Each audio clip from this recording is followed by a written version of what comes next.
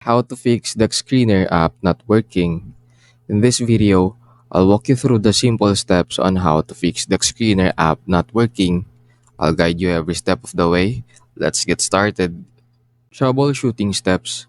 The first step is check your internet connection. Ensure you have a stable Wi-Fi or mobile data connection.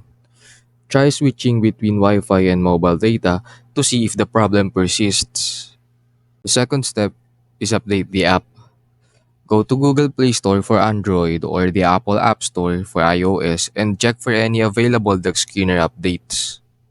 App developers often release updates to fix bugs and improve performance.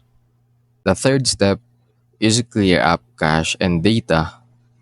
Go to your device settings, go to app management or apps, and then look for DuckScreener. After looking for DuckScreener, go to storage or cache. Tap clear cache and then clear data.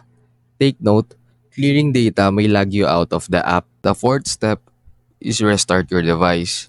A simple restart can often resolve temporary software glitches. The fifth and the last step is reinstall the app. If the problem continues, uninstall the DuckScreener app and then reinstall it from the App Store or Play Store. Important considerations: the security. Be cautious of any suspicious links or messages related to DuckScreener, especially on social media. Scammers may try to exploit app issues. Reading app reviews.